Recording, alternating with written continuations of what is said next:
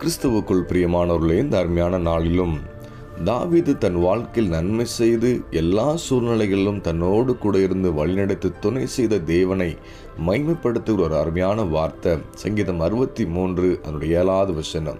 இன்றைக்கு அதே வார்த்தை கொண்டு நாமும் கூட தேவனை துதித்து இந்த வருடத்தினுடைய இத்தனை நாட்களும் கிருபையாக நம்மோடு கூட இருந்த தேவனை மைமைப்படுத்த நம்மை அர்ப்பணிப்போமா? வேத வார்த்தை இப்படியாக சொல்கிறது: நீர் எனக்கு துணையாயிருந்ததினால் உமது செட்டைகளின் நிழலிலே களி கூறுகிறேன். இந்த வருடத்தை நம்ம சற்று திரும்பி பார்ப்போம். ஏன்னா அநேக விதமான தனிமையான சூழ்நிலைகள், சில நேரங்களில் இழப்புகளின் மத்தியில், வியாதி படுக்கையின் மத்தியில், தேவையான சூழ்நிலைகளில் எல்லாமே நம்ம விட்டு விலகி போன போது கூட நம் தேவனாகி கர்த்தர் நமக்கு துணை செய்ததுனால தான், அவருடைய செட்டைகளின் நிலையினால ஒவ்வொரு நாளும் நம் களி கூர்ந்தோம் என்பதை மறந்து விடவே கூடாது.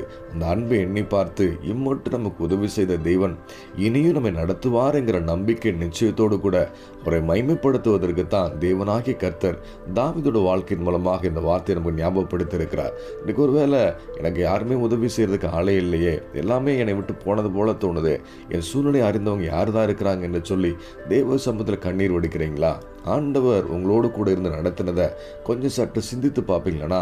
இம்மட்டும் நடத்தின தகப்பன் இனியும் நடத்த உண்மையுள்ளோர் என்கிற நம்பிக்கையோடு விசுவாசத்தோடு கூட இந்த வருடத்தை முடிப்பதற்கு மாத்திரமல்ல, வரப்போகிற புதிய வருடத்தையும் நம்முடைய துதித்தலினால ஆசீர்வாதமாய் தேவன் மாற்றித்தர வல்லவர் என்பதை நம்ம அறிந்து கொள்ள முடியும். இந்த வார்த்தை சொல்லி தேவ சமூகத்தில் நம்ம அர்ப்பணித்து நம்ம ஜெபிப்போமா? நல்ல தகப்பனே, இந்த அருமையான கால வேலைக்கு நன்றி செலுத்துகிறோம்ப்பா.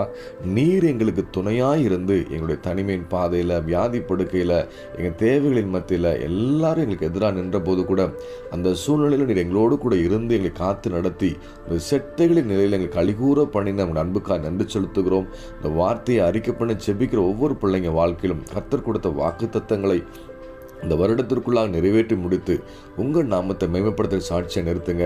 உங்கள் கரத்திலிருந்து பெற்றுக்கொண்டு நாங்கள் விசுவாசிக்கிறோம். நீர் அப்படியே செய்து விட்டதுக்கு நன்றி செலுத்துகிறோம். ஒவ்வொரு மனிதனும் துதிக்கத்தக்க கிருபை தாங்க. இயேசு நாமத்தில் ஜெபிக்கிறோம் எங்கள் ஜீவனுள்ள நல்ல பிதாவே, ஆமென்.